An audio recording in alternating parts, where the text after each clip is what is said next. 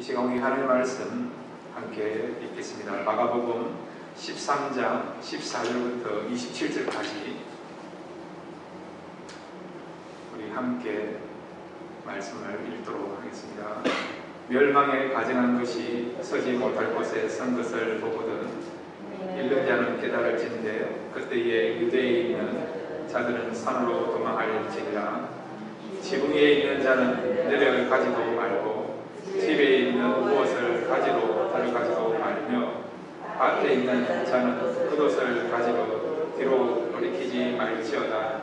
그날에는 아이 뵌 자들과 젖 먹이는 자들에게 화가 있으리로다. 이 일이 겨울에 일어나지 않도록 기도하라. 이는 그날들이 반란의 날이 되겠습니다. 하나님께서 창조하신 시초부터 지금까지 이런 반란이 없었고 후에도 없으리라. 만일 주께서 그날들을 감하지 아니하셨더라면 모든 육체가 구원을 얻지 못할 것이거늘 자기가 택하신 자들을 위하여 그날들을 감하셨느니라. 그때 어떤 사람이 너희에게 말하되 보라 그리스도가 여기 있다 보라 저기 있다 하여도 믿지 말라. 거짓 그리스도들과 거짓 선지자들이 일어나서 기적과 기사를 행하여 할 수만 있으면 택하신 자들을 미혹하려 하리라. 너희는 상가라. 내가 모든 일을 너희에게 미리 말하였노라.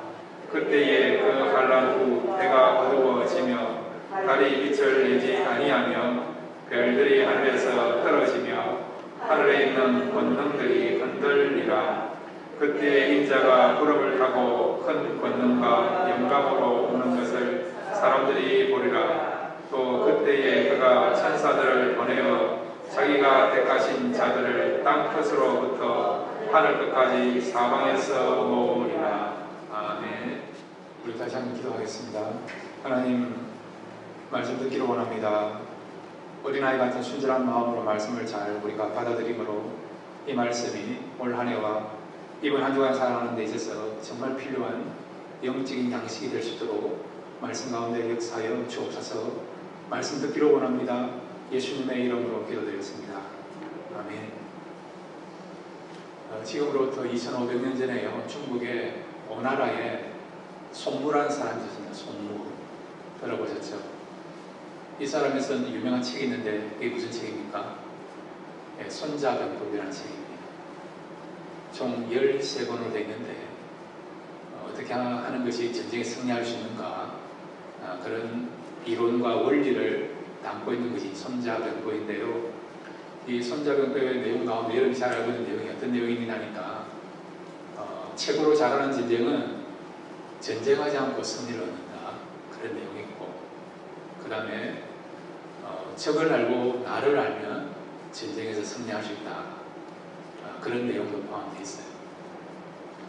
이 병법서는 전쟁만 필요한 것이 아니라 지금도 생활에서 필요한 지혜를 얻는 데 있어서 도움을 줄 수 있는 그런 책입니다.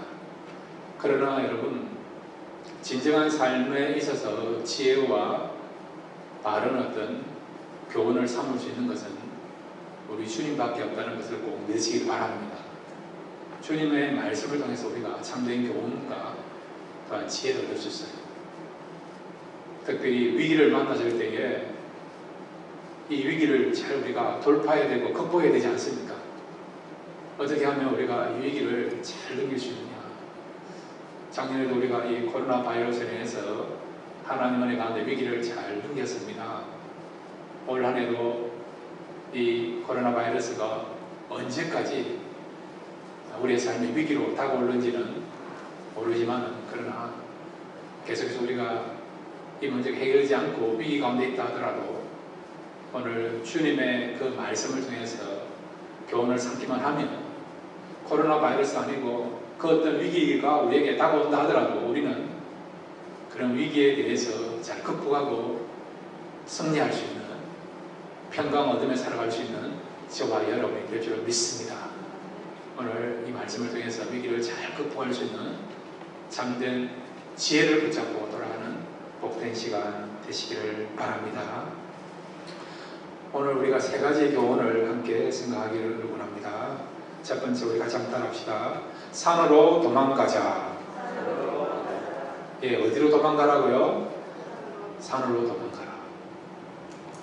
위기 가운데 있을 때에 그 위기를 극복할 수 있는 성도들의 바른 마음과 자세는 뭐라고요? 산으로 도망가야 된다는 겁니다. 주님이 오늘 우리에게 그렇게 말씀하고 있습니다. 자, 마가복음 13장 14절 우리 함께 읽겠습니다. 시작. 멸망에 가져간 것이 서지 못할 것에 쓴 것을 보거든 읽는 자는 깨달을 텐데 그때에 유대에 있는 자들은 산으로 도망할지어다. 아멘. 어디로 도망가야 된다고요? 산으로 도망가야 된다는 겁니다. 언제요? 앞부분에 보시면 멸망에 가져간 것이 서지 못할 것에 쓴 것을 보거든. 그러면 이것을 위기로 여기면서 이 위기를 극복하기 어떻게 한다고요? 성도들은 산으로 도망가게 된다는 겁니다. 여기 멸망에 가져간 것이 서지 못할 것에 서 있다. 이게 무슨 말씀이냐? 짧게 이어가면요, 가정한 것이 거룩한 곳에 서 있는 것입니다. 서지 말아야 될 것이, 설 수 없는 것이 지금 거룩한 곳에 서 있는 거지. 예수님이 이 말씀을 전했을 때 유대인들이라면요, 그들의 아버지 또 할아버지 조상을 통해서 들은 이야기가 있어요. 어떤 이야기가 있냐니까 BC 167년에 그 당시 이스라엘 나라는요 시리아 왕국의 속국으로였습니다. 알렉산드가 팽하고 난 뒤에 그리스가 네 나라로, 네 지역으로 분할 통치되었거든요. 그래서 이스라엘은 시리아의 통치를 받는 그런 상황이었어요. 그때의 시리아 왕 가운데 안테쿠네스 아티파라스가 하는 왕이 있었어요. 이 왕은요 노골적으로 이스라엘 사람들을 싫어했습니다. 이 사람이 무슨 일을 했냐니까 예루살렘 성전에 들어와 가지고요 번제단에다가 돼지를 올려놓고 그것도요 제우스 신에게 제사를 드린 거예요. 하나님을 위해서 제사를 드리고 예배를 드려야 될 그 장소에서, 성전에서 하나님이 아닌 제우스 신한테 제사 드리는 일을 했고, 유대인들이 제일 싫어하고 부정하게 여기는 돼지를 그것도 제물로 삼아 제사를 드립니다. 그래서 이스라엘 사람들 그것을 뭐라고 말을 하느냐? 오늘 나와 있는 것처럼 멸망에 가져간 것이 서지 못할 곳에 섰다. 그렇게 표현합니다. 한마디로 말하면 이 말은 우상을 제사를 드렸고 또한 부정한 재물을 가지고 제사를 드렸다. 그런 의미라는 거죠. 주님이 이렇게 말씀하신 이유는 이스라엘들이 과거에 그런 경험이 있었거든요. 그거는 역사적 사건으로 끝난 거예요. 지나간 일입니다. 그런데 앞으로 그런 일이 일어날 수 있다는 것이죠. 거룩한 성전에서 얼마든지 하나님을 예배하고 참된 바른 제물을 가지고 제사를 드려야 되는데 그렇게 하지 못할 일들이 앞으로 일어날 수 있다. 그런 모든 것들을 아시는 주님께서 지금 준비하라, 대비하라, 그런 중심을 가지고 말씀하고 계시는 것입니다. 실제적으로 우리 예수님이 성천하시고 난 뒤에 40년이 지났어요. AD 70년에 여러분 이스라엘 땅에서 무슨 일이 일어났습니까? 로마의 티투스라는 장군이 와서 예루살렘 성전을 멸망시키지 않습니까? 그리고 그 예루살렘에서 무슨 일을 한지 아십니까? 자기들의 이교도의 신을 위해서 제사를 드리는 일을 한 거예요. 이것이 뭐라고요? 멸망에 가정한 그것을 가지고 거룩한 곳에 서게 하는 그런 일을 하게 된 것입니다. 자, 이런 일이 일어났을 때에 하나님의 사람들은 어떻게 살아야 된다고요? 이런 위기가 일어났을 때에, 이런 환난과 고난과 시련이 시작됐을 때에 하나님의 사람들은 어떻게 해야 된다고요? 이 위기를 어떻게 벗어나야 된다고요? 산으로 도망할지어다. 산으로 도망가야 된다는 겁니다. 작년에 우리가 이 코로나 바이러스 팬데믹이라는 큰 위기를 맞이했어요. 하나님 은혜로 잘 견뎠습니다. 올 한 해도 계속해서 이 위기 가운데 있고 또 다른 위기가 찾아올 수도 있습니다. 그러면 우리가 이 위기를 어떻게 극복할 수 있느냐? 오늘 주님 말씀처럼 우리는 산으로 도망가야 된다는 거예요. 그러면 이 산으로 도망간다는 의미는 뭐냐? 자, 여러분 시편 121편 1절과 2절을 우리 같이 한번 읽겠습니다. 시편 121편 1절과 2절입니다. 시작. 내가 산을 향하여 눈을 들리라. 나의 도움이 어디서 올고 나의 도움은 천지를 지으신 여호와에게서로다. 아멘. 여기에 시편 121편을 쓴 저자는요, 하나님의 사람들은 그 눈을 어디에다 둬야 된다고요? 산. 이 산을 통해서 도움의 역사, 도움의 손길이 우리에게 찾아온다는 거예요. 그러면 여기서 말하는 산, 주님이 말씀하신 그 산은 무엇이냐? 우리가 쉽게 알 수 있는, 또 쉽게 우리가 이해할 수 있는 그런 마운틴, 나무가 있는 그런 산일까요? 아닙니다.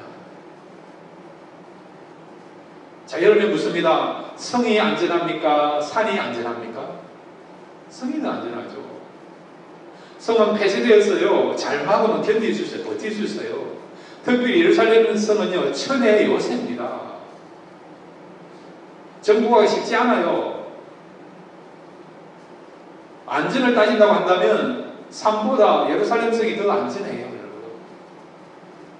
그런데 주님은요, 산으로 도망가라 하지 않습니까? 이 시편 기자도요, 우리가 산을 바라봐야 된다라고 말씀하고 있지 않습니까?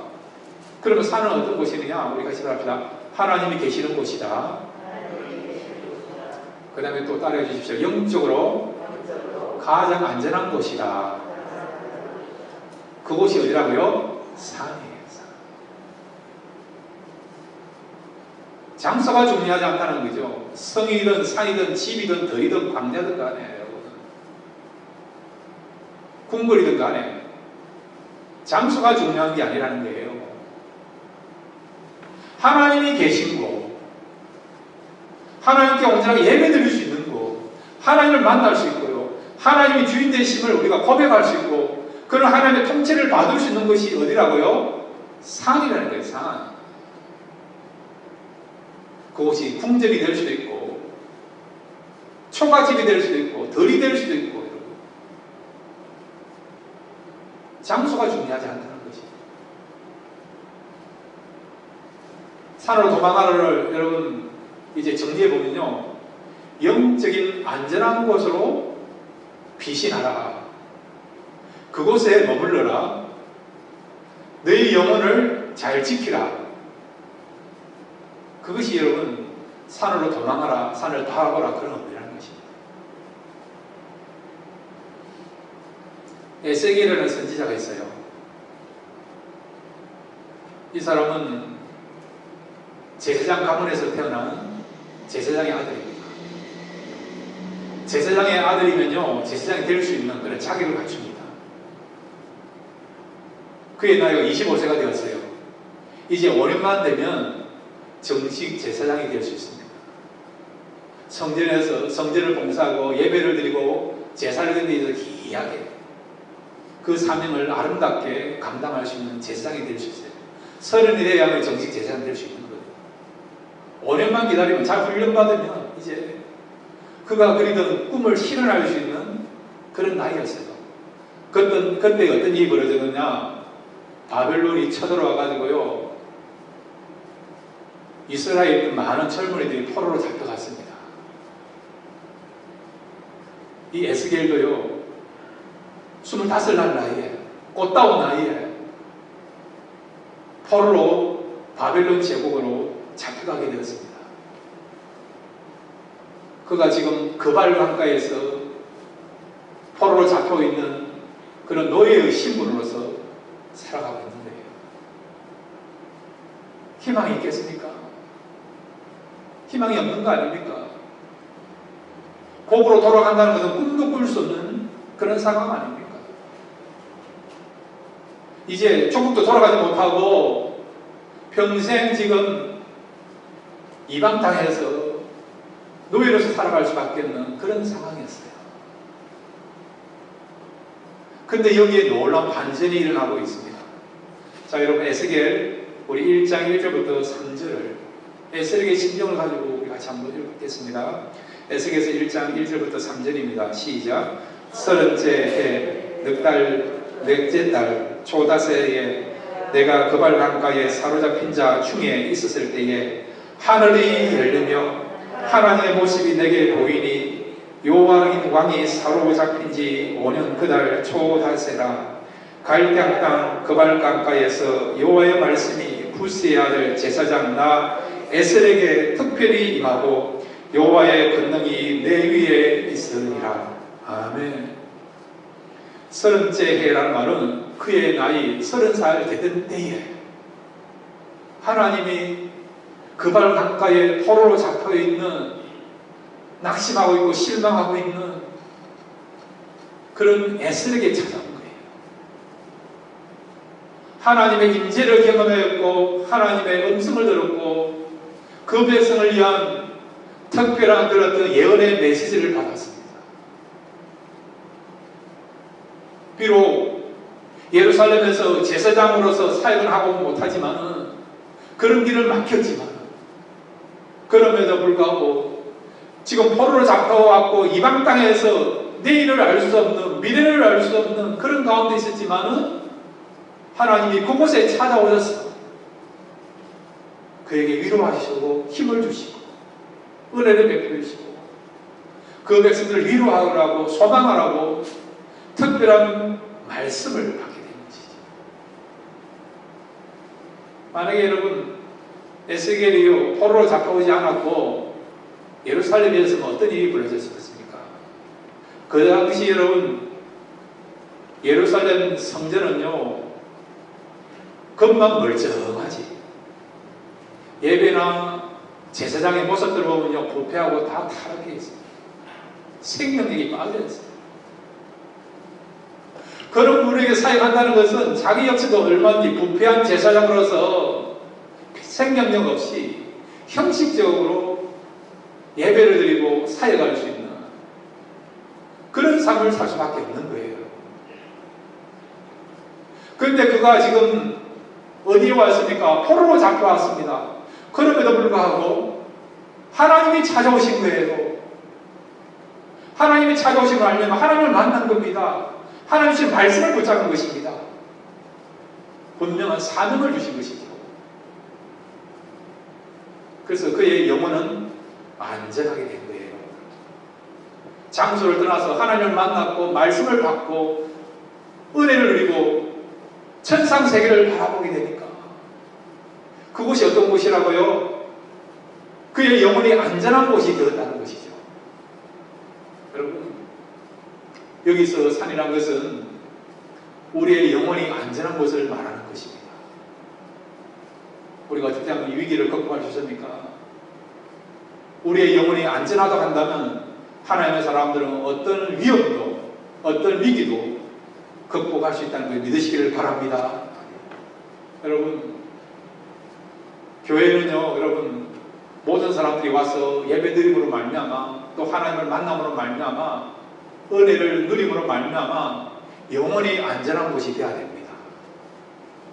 그렇게 하려고 한다면요 이 교회에 사람이 주인이 된 것이 아니고 하나님이 주인이 되고 주님이 주인이 되고 성령이 통치하시고 인도하시는 그런 공동체가 되고 교회가 될 때에 이 교회는 누가 오더라도 영원히 안전한 그런 진정한 피난처가 될 줄로 믿습니다. 가정도 마찬가지예요. 우리 부모님들 자녀들한테 물질로서 혜택을 주지 않습니까? 필요합니다. 열심히 일하시고 사셔야 됩니다. 그러면 물질이 채워진다고 해서 가정이 안전합니까? 아니지 않습니까? 이 가정에서도요 우리 자녀들이 하나님을 알아야 돼요. 하나님 우리 인생의 주인인 것을 알아야 됩니다. 하나님 안에 있을 때 진짜 평강과 안식을 누릴 수 있다. 그것을 알아야 된다는 것이죠. 그럴 때 진짜 가정이 안전한 장소가 될 수가 있습니다. 그러므로 날마다 위기 가운데 하나님의 사람들은요, 영혼을 잘 관리하시기 바랍니다. 여러분의 영혼이 건강하고 은혜를 누리고 하나님과 관계가 계속해서 지속될 때에 그곳이 진정한 안전한 곳이 되어서 이 위기를 잘 극복할 수 있는 저와 여러분이 될 줄로 믿습니다. 두 번째로 여러분, 이런 위기를 만나실 때에 어떻게 하면 극복할 수 있습니까? 우리 같이 답시다. 겨울에 일어나지 않도록 기도하라. 예, 그렇습니다. 겨울에 일어나지 않도록. 어려움이, 이런 시련이 겨울에 일어나지 않도록 어떻게 해야 된다고요? 기도해야 된다는 거죠. 오늘 말씀을 보면요, 굉장히 어떤 상징적인 심볼리즘 같은 그런 내용들이 참 많아요. 자, 마가복음 우리 13장 18절 함께 읽겠습니다. 13장 18절입니다. 함께 읽겠습니다. 시작. 이 일이 겨울에 일어나지 않도록 기도하라. 아멘. 겨울은 무엇을 의미할까요? 이스라엘 나라는요, 겨울에 비가 옵니다. 비가 와요. 비가 오면 어찌 됩니까? 도망가기에 힘들지 않습니다. 행동하기에 불편한 그런 상황이 되지 않습니다. 그런데 여기서 말하는 겨울은 단순하게 비가 와서 행동하기에, 도망가기에, 움직이기에 불편한 그런 환경만 말하는 것이 아니에요. 우리가 살다 보면 인생에 겨울이 있지 않습니까? 추운, 여러분, 시베리아 같이 찬바람이 부는 것 같은 그런 고난과 어려움을 겪는 그런 겨울이 있지 않습니까? 이런 겨울이 오지 않도록 우리는 어떻게 했다고요? 기도해야 된다는 거죠. 그럼 구체적으로 겨울이 오지 않도록 기도한다는 의미는 뭐냐? 세 가지를 생각할 수 있어요. 첫째는 뭐냐? 그것은 여러분, 이런 시련이 오지 않도록 기도해야 됩니다. 성경에 보면 하나님께서 우리에게 감당할 시험만 허락하신댔어요. 감당할 수 없으면 피할 길도 허락하신다 하지 않습니까? 그러니까 여러분, 우리가 먼저 기도할 것은 우리에게 이런 위기나 어려움이 없도록, 오지 않도록 기도해야 됩니다. 두 번째는 여러분, 겨울이 오지 않도록 기도하라는 의미는 바로 여러분, 그렇게 기도했지만은 위기가 옵니다. 시련이 옵니다. 어려움이 옵니다. 고난이 옵니다. 그러면 어찌해야 되느냐? 어떻게 기도해야 됩니까? 이 고난을 잘 이기게 기도해야 돼요. 우리가 이 코로나 바이러스를 겪으면서 원치 아니했지만은 바이러스로 인해서 어려움을 당했잖아요. 지금도 어려운 가운데 물이 있지 않습니까? 백신이 나온다 할지만, 백신이 나와 있고 지금 맞은 분도 있고 기다리는 분도 있지만은 과연 백신을 맞으면 이 코로나 바이러스가 다 해결될까? 해결될 수도 있고 아주 여전히 숙제로 남을 수도 있는 그런 가능성이 있지 않습니까? 그럼 우리는 어떻게 기도해야 된다고요? 이 어려운 가운데서, 위기 가운데서 우리가 이걸 잘 이기게 해달라고 기도해야 된다는 것입니다. 그것이 뭐라고요? 겨울에 일어나지 않도록 기도하라, 그 말씀인 것입니다. 그 다음에 여러분, 세 번째는 어떤 의미냐? 바로 이 가운데도, 위기 가운데서도, 고난 가운데서도 하나님이 우리를 잊지 아니하시고 하나님의 긍휼과 자비를 베풀어 달라, 그런 의미가 뭐라고요? 겨울에 일어나지 않도록 기도하라, 그 말씀입니다. 자, 우리 하박국 3장 2절, 하박국 선지자가 기도한 내용을 가지고 우리가 함께 이런 마음 가지고 기도하기를 바랍니다. 하박국 3장 2절입니다. 함께 읽겠습니다. 시작. 여호와여, 내가 주께 대한 소문을 듣고 놀랐나이다. 여호와여, 주는 주의 일을 이 쉬는 내에 부응하게 하옵소서. 이 쉬는 내에 나타내시옵소서. 진노 중이라도 긍휼을 잊지 마옵소서. 아멘. 진노 중에서라도, 고난 가운데 있다 하더라도, 위기 가운데 있다 하더라도 우리가 무엇을 기도했다고요? 긍휼을 잊지 마옵소서. 우리에게 긍휼을 베풀어 달라고, 하나님의 그 사랑과 위로와 자비를 베풀어 달라고, 우리를 불쌍히 달라고 우리가 기도해야 된다는 거예요. 여러분, 위기라고 생각하십니까? 고난이라고 생각하십니까? 이걸 붙잡고 기도하십시오. 잘 이기게 해달라고. 이미 고난 가운데 있다고 한다면 여러분, 이걸 잘 이기게 해달라고 기도하시기 바라고, 이 고난 가운데서 하나님이 우리의 삶을 붙잡아 주셔서 하나님의 자비와 긍휼이 나타나게 되라.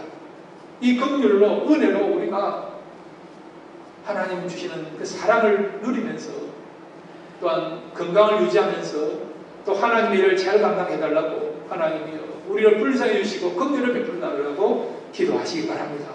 이렇게 기도할 때에 이 고난 가운데서 하나님의 특별한 그런 긍휼의 은혜, 축복의 은혜, 돌보신 은혜가 나타나게 될 줄로 믿습니다. 세 번째로 여러분, 위기 가운데서 우리가 어떻게 해야만이 이 위기를 극복할 수 있습니까? 우리 같이 따릅시다. 즉 그리스도를 삼가라. 오늘 주님이 그렇게 말씀하고 계십니다. 자, 여러분, 오늘 성경 어디를 보시는가 하니까 마가복음 13장 23절을 우리 같이 읽겠습니다. 13장 23절입니다. 함께 읽겠습니다. 시작. 너희는 삼가라. 내가 모든 일을 너희에게 미리 말하였노라. 아멘. 여기 상가라 말이 있는데 이 상가라 말은 그 헬라어로요 블레포라는 단어가 있어요. 근데 이 상가라 말이 지금 오늘 이 23절에서는 상가라 나와 있지만은 앞부분에도 똑같은 헬라 단어 블레포인데도 불구하고 다르게 나와 있어요. 자, 여러분, 거기 5절을 같이 한번 보겠습니다. 5절 우리 같이 읽을까요? 시작. 예수께서 이르시되 너희가 사람의 미혹을 받지 않도록 주의하라. 예, 여기 보면 주의하라고 말씀합니다. 23절에 나타나는 상가하라나 주의하라나 여러분 원어는 같아요. 블랙포라. 보라는 말이에요. 보라는 말을 갖고 있어요. 이 보라는 말이 이렇게 주의하라, 상가라로 이렇게 세분화된 것입니다. 그 다음에 여러분 9절 말씀을 같이 읽겠습니다. 9절에도 똑같은 단어가 나와 있어요. 9절 말씀 같이 읽겠습니다. 시작. 너희는 스스로 조심하라. 사람들이 너희를 공회에 넘겨주겠고 너희를 회당에서 매질하겠으며 나로 말미암아 너희가 권력자들과 임금들 앞에 서리니 이는 그들에게 증거가 되려 함이라. 아멘. 이 9절에서는요, 이 블랙포라는 단어가 조심하라.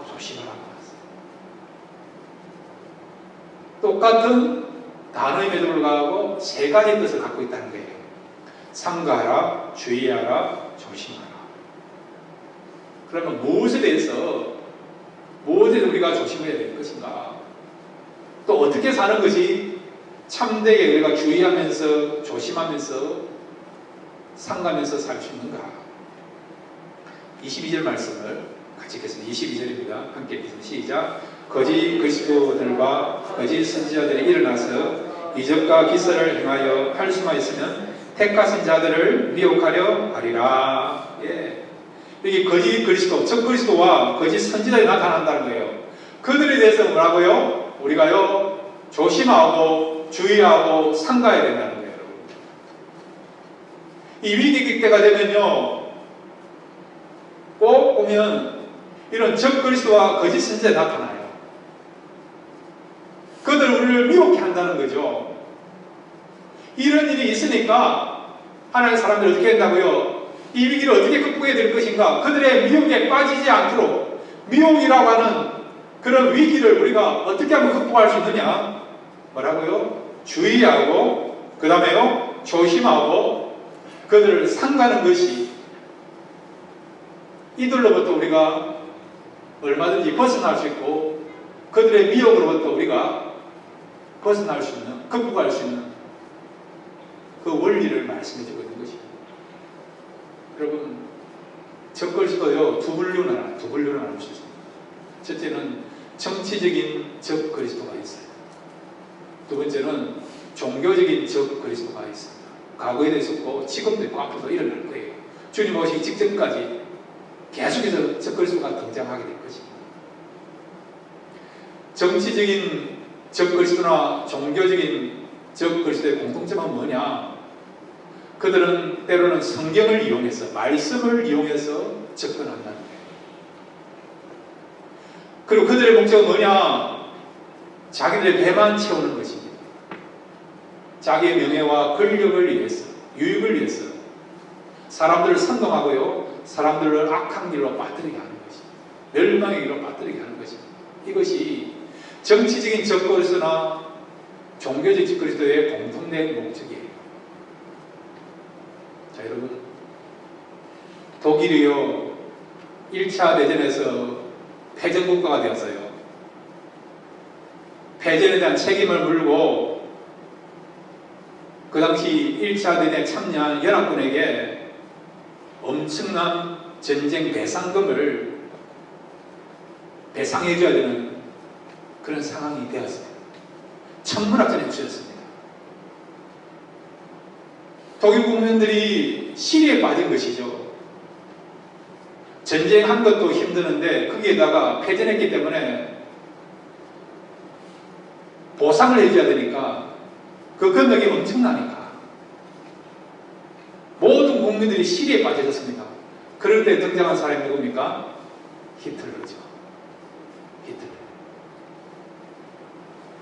사람들에게 헛된 꿈을 주었어요. 선동을 했습니다.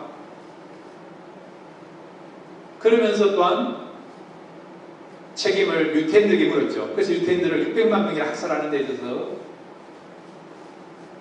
1등 공신되었던 사람이 히틀러 아닙니까?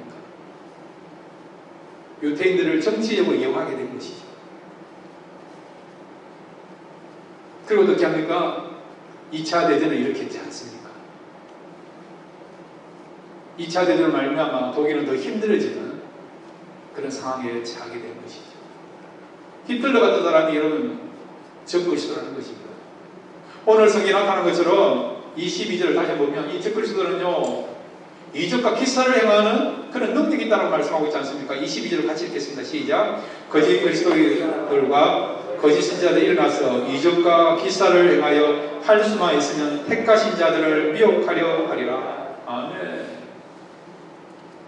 특별한 면이 있다는 거죠. 매력이 있다는 것이죠. 여기 보시면 이적과 기사를 행하는 능력이 있다는 거예요, 여러분.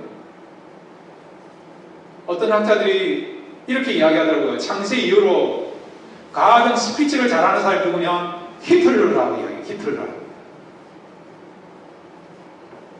이 사람에 대한 정책이나 주장을 보면요, 다 성경에서 나온 거예요. 하나님의 말씀은 악이용한 것이죠. 그리고 여러분, 나치가요 모여서 외치는 구호가 뭡니까? 하이 히틀러 아닙니까? 하이 히틀러. 그 뜻이 뭔지 아십니까? 무슨 뜻인지 아십니까? 히틀러를 찬양하라. 히틀러 만세. 그런 뜻을 갖고 있는 겁니다. 적그리스도인 것이죠. 하나님께 영광 돌리지 않고 자기가 그 하나님 자리에 있는 것이죠. 자기가 찬양과 경배의 대상이 된 것이죠. 이런 정치적인 적그리스도 말고 종교적인 적그리스도 마찬가지예요. 종교적 적그리스도 우리를 이단이라고 이야기하지 않습니다. 요즘 엄청 유행하고 있는 신천지나 하나님의 교회나 그들 보면 종교적인 그런 걸 이용해서 자기들의 어떤 배만 채우고 그리고 어떤 자기 유익을 추구하지 않습니까? 우리가요 주님 말씀처럼 주의하지 않으면 그 다음에 조심하지 않으면 상가지 않으면 우리도 얼마든지 미혹될 수 있다는 것이죠. 그러면 이런 정치적인 적그리스도나 종교적인 적그리스도가 일어났을 때에 어떻게 하면 이들의 어떤 미혹으로 벗어날 수 있는가? 5절을 보시면 미혹을 받지 않도록 주의하라 해서 주의하라. 무엇에 주의해야 되느냐 여러분, 이 말은 우리가 정확하게 관심을 가지고 살펴보라는 거예요. 무엇을 살펴보느냐? 하나님의 말씀에 대해서. 하나님의 말씀을 여러분 날마다 읽고 상고하고 붙잡고 묵상하시고 연구하시고 암송하시고 그러면 어떻게 되느냐? 영적인 분별을 하면 생길 수 있습니다. 얼마든지 이단들이나 여러분 정치적 적그리스도를 구분할 수 있어요. 그들을 따르지 않고 얼마든지 바른 것을 보고 다른 것을 붙잡고 살아갈 수가 있는 것입니다. 그 다음에 9절에 여러분 여기에 너희는 스스로 조심하라 이랬어요. 이제는 누구를 살펴보느냐? 말씀을 살펴보고 말씀을 연구하고 말씀 붙잡는 게 아니고 내 자신을 살펴야 돼. 내 자신을. 나의 믿음이 있느냐? 내가 무엇이 부족하느냐? 내 자신을 잘 살펴봐야 돼. 그러면 이제 어떻게 되느냐? 분별력이 생기는 것이죠. 말씀을 통해서 우리가 날마다 영의 양식을 공급받고 영적인 그런 어떤 분별할 수 있는 실력을 갖게 되잖아요. 또 내 자신을 돌아보지 않습니까? 그러면 이제 결국 어떻게 된다고요? 23절에 보면 너희는 상가라 내가 모든 일을 너희에게 미리 말하려노라. 뭐가 정치적인 그리스도인가? 뭐가 정치적인 적 그리스도인가? 뭐가 거짓 선지자인가? 뭐가 여러분 종교적인 적 그리스도인가를 구분할 수 있다.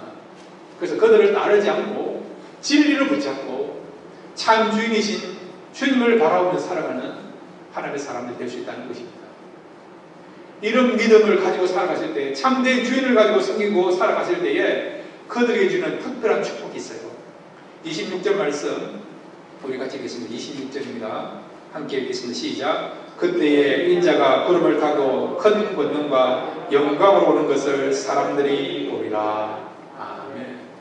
주님이 오실 때에 이런 영적인 분별을 가지고 참 주인을 모시고 있다고 한다면 우리 주님을 진정한 우리의 삶의 주인으로서 모시고 주님을 바라보고 참된 믿음을 가지고 살아간다 한다면 그 사람들은 이런 거짓된 그런 선지자들이나 그들의 교리에 우리가 미혹되지 않고 주님을 바라보면서 주님 오실 때에 그 영광스러운 그 천국 잔치에 참여하게 되고 또 주님과 함께 기쁨을 얻게 되는 역사가 일어날 것을, 그런 축복을 누리게 될 것을 말씀해 주고 있는 것입니다.